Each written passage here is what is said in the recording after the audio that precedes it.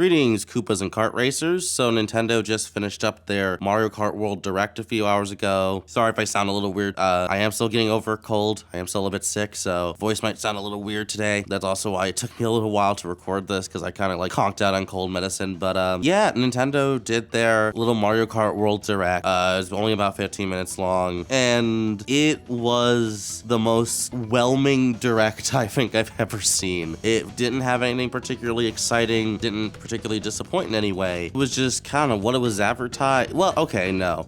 If I had to say anything, it was what it was advertised, but at the same time, it kind of made me wonder like what the point of this was, because looking back at this Direct and then looking back at the April 2nd Direct, there really wasn't a lot of new information. I mean, there was some stuff on like mechanics in the game. Like, it definitely was a little more in depth, but it kind of feels like the basic conceit. It feels like they already kind of sold what the basic conceit of the game was during the April 2nd Direct, and this didn't really do much beyond that. It was just kind of more like, yeah, this is what the game is. It's Mario Kart, but open world. You know what I mean? It feels like it wasn't really like a whole lot of like extra information when you really break it down. But like, for what it's worth, there was some cool stuff there. We got kind of like an explanation of how the courses work, and essentially the conceit of this game is, yeah, you will be driving from course to course. Like, the world is interconnected, so when you finish Mario Circuit, you don't just stop, go through a menu, and then get introduced to the next track. You actually have to drive to the next track, which is a fun idea, but I hope it doesn't lead to too much downtime, you know? So I hope you're not just like, okay, we did a really fun race, and then drive for several minutes, and then get to the next track. I hope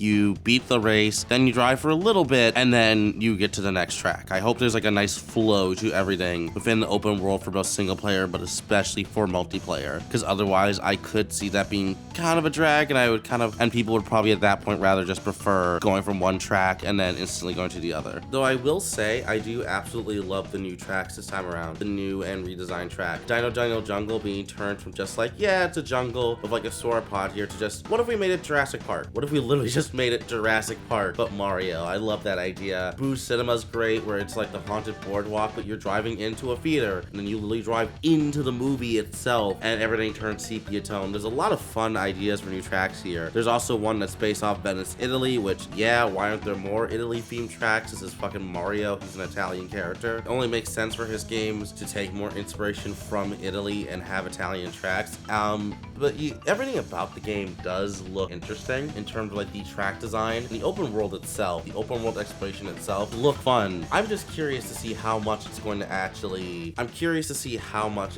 going to affect gameplay at the end of the day, or how much of it's going to feel like a gimmick. You know what I mean? For me, when it comes to a racing game, flow is very important. You know, when I pick up these games, I want to be speeding through tracks. I don't want to stop. I don't want to be slowed down all that often. I just want to like go, go, go, go, go. And so I really hope Mario Kart World manages to keep that sense of speed while still maintaining this open world. Speaking to that sense of speed, some of the new tricks look like they're really going to play into that, and that looks fun. I love the wall riding. I love that you can just like hop. Like, I like that you can actually like just jump. I think that's a really fun idea, especially if you can just jump over obstacles. That feels like a really great way to maintain momentum without having to swerve out of the way of something. It's like, nah, man, just charge up a jump and just hop over that shit. I love the wall riding mechanic, where it looks like you can actually like kind of like that, like basically ninja jump in between certain elements of the map. It looks like there's gonna be a really fun way to almost parkour your way through the courses. So I'm curious to see how much you can actually use that. It looks fun, and it's one of those things where I feel like the anti-grav in Mario Kart 8 Deluxe cool, but for a lot of it, it felt like a visual effect. It was like, yeah, this is a cool visual effect, but you're not actually like changing how you play too much when you're doing anti-grav. Like, in practice, it doesn't affect all that much. And this looks like it's gonna need you to be this looks like a much more like active, like a version of anti-grav that requires the player to be much more active and participate in that much more, rather than just watching their tires turn to anti-grav and then, oh cool, you get a little set piece where the map turns upside down, or you go for a little swirl. It's like, no, this actually requires a lot more on the player side, and so I like that. So for me, really, it's that core gameplay that I really think is gonna make Mario Kart World more interesting than anything like the free roam or the free world. Like, just the way they've changed how you race, I think is gonna be really fun. And to that end, I also like that they sped up how quickly you recover from being hit by an item or being hit by an obstacle. Like, instead of just fully spinning out, you just do a little spin and then you're going, you're back in the race. That's such a small change, but it's one that I really think will help with kind of the momentum of races and really keeping you just going, and really keeping you in the race. Because at least for me, whenever I play Mario Kart or any kart racer, items are always a double-edged sword. They're needed for balance, but a lot of times they really feel like they can just kill your flow, and like getting like hit by an item and having to wait for your character to recover, like even just a few seconds can feel like it's just like, no, keep moving. And so I do like that they've shortened that duration, and so it does feel like it's going to be a lot easier to just go like, nope, I got hit by an item, okay, I'm going to spin out for like a second or two, but let's keep pushing. So I do like that. And speaking of the items, the new items do look fun. We have the feather back from Mario Kart 8 Deluxe, where instead of just being stuck in the battle mode now, it is in the main game. I do question what its use is going to be if you're going to if you're already able to charge up a jump with the drift, why you're going to need the feather? Unless I guess it's just like an automatic jump where you don't have to charge it up. I guess maybe it'll be quicker. That'll be the thing. It'll be quicker to fire off and you won't have to charge it up. Maybe that'll be the advantage. But the feather is back from Mario Kart 8 Deluxe. We got hammers as an item, which is always funny that wasn't like an item before. I know it was in Mario Kart Tour, but it's insane to me that it took that long for hammers to become a permanent item in Mario Kart. That always felt like one of the most obvious things. It's like it's from Super Mario Bros. 1. It's like, yeah, no, obviously we're gonna have the throwable hammers as an item. But you have them, and not only are they fly in an arc, not only are they a projectile, but they actually stay in the ground for a few seconds as a hazard. So it's almost like a banana peel mixed with a fire, which sounds really fun. Which sounds like a really fun way to just like mess with people. There's that. There is the food, which we'll get to in a second, and then there's the Mega Mushroom returning from Super Mario Bros. Wii, which is fine. I mean, in Mario Bros. Wii, it always operated like a secondary version of the Superstar. It made you invincible. It let you blast past enemies. It let you survive certain item attacks. It kind of just was the Superstar again. So I'm curious to see if they'll find a way to like further differentiate it in world. I hope they do. I do like the visual effect of it, and it is kind of fun to just like squash people as a giant. But overall, it is just kind of like, yeah, I'm not really sure why you would need this when you have the star. So hopefully it's a little more distinct this time around than it was in Mario Kart Wii. But I'm still glad it's returning, just because I grew up with New Super Mario Bros. DS, and it is kind of nostalgic to see that item return whenever it does. So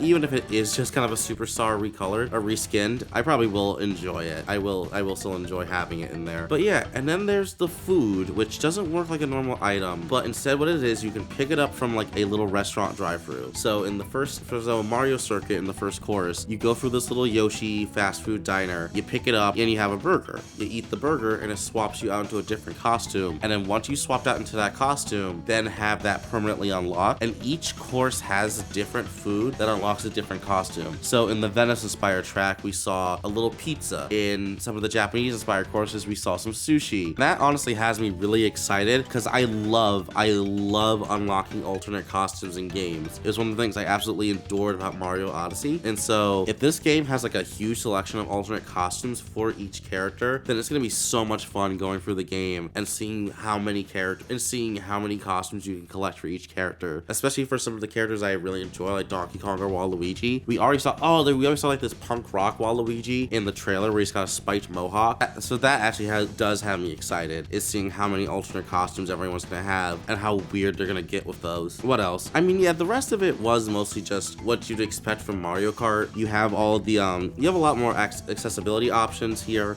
where you can use auto item. You have the auto acceleration and the smart steering from 8 Deluxe back.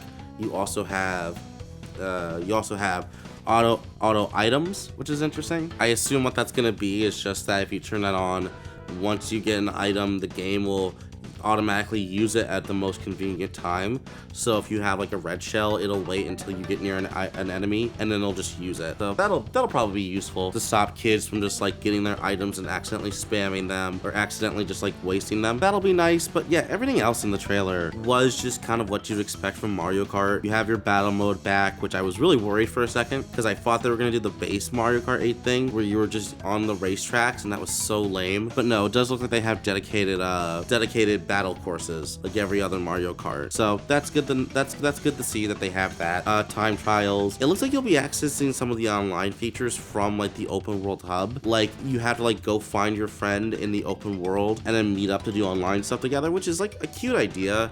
I wonder if that's gonna get tedious in progress, where it's just like, okay, where are you? Okay, I'll come find you. Like that feels like that could get annoying. But for the most part, this direct was fine. It was just kind of like, I don't know. It felt like it was just very much like the information from the April 2nd direct is reiterated and expanded upon, which I suppose is like, you know, what you'd expect for a Mario Kart direct. But I don't know. I guess if they were putting aside a whole showcase for this, I was expecting there to be like some big twist, like, oh, there's a story mode, or oh, there's like this cool new like twist on what Mario Kart is. I guess the knockout mode is trying to be that, but they already talked about that in the April 2nd direct, and it's basically just Mario Kart Battle Royale. It's just, hey, be sure to stay in this certain positioning. Anybody who falls like below 8 or below 7 for whatever gets knocked out, and then the amount of racers shrinks. It's just kind of a Battle Royale. It's a cool idea, and I want to try it in concept, but yeah, I don't know. I guess this could have, I guess I was expecting,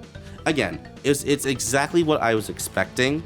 It was exactly what I figured this was gonna be, and that's not disappointing, but it just also does make me kind of confused of why they did this. It does make me kind of confused as why they felt the need to save this for a separate direct instead of just putting it onto the April 2nd direct. But yeah, that's a nitpick. Overall, it was a decent show, and I am really excited for Mario Kart World. It's gonna be a pain in the ass to get a Switch 2, but I'm gonna try my best. Is this game worth $80? Probably not for the average person, but for someone like me who is like a Nintendo fanboy, look, I bought Donkey Kong Country Tropical Freeze like at least like 3 or 4 times. Like I spent over $100 on that game just because I loved it that much, and I wanted to gift it to friends, and I wanted to gift it to other people. I am absolutely the biggest Nintendo mark imaginable, so yeah, I'm probably gonna try my best to get this. But for like a normal person, I don't know if what's on offer here is really worth $80. Like, and maybe that's why they're trying to push you towards like the bundle. So if you get like the $500 bundle, you're technically getting it for $50, but I don't know. I part of me was wondering like what was the big push to make this $80, and it's just like, I think it really is just because it's Mario Kart, and Nintendo does know they can get away with it. As shitty as that sounds, it's just like, yeah, man, we know you're gonna pay whatever for the new Mario Kart, so we're just gonna make it $80. You know, that, and also trying to like work around the tariffs and work around everything that's happening in America right now. And again, I'm not super mad about it, because like I said, I am excited for this game, and I do just really want to play it, so I'm willing to put the price out of my mind. But it is a little, it does make me a little bit kind of concerned about the route Nintendo's going, and the idea that they will just charge $80 for Nintendo games, not because like they feel there's something super insane behind it, but just because it's like, yeah, we know you'll pay $80. But that's just my quick thoughts on this. It looks good. It looks like a fun game. I do kind of hope there is a little, like I said, I hope there's a little more of a story. Like the free roam elements are really cool, but I hope there's something that like gives context to that and connects it together a little more. But that's about all I have to say. Pretty good direct, pretty good showcase, but it is pretty much just exactly what you expect. It's just, hey, here's a Mario Kart showcase, have fun, kids. But that's about all. Let me know what you're thinking about Mario Kart World in the comments. Let me know if you're excited for this game, if you're still willing to pick it up for $80, or if you're gonna try to get that bundle. Just let me know how you feel about it. Have a nice day. Be sure to crank up the noise, and I'll see ya next time.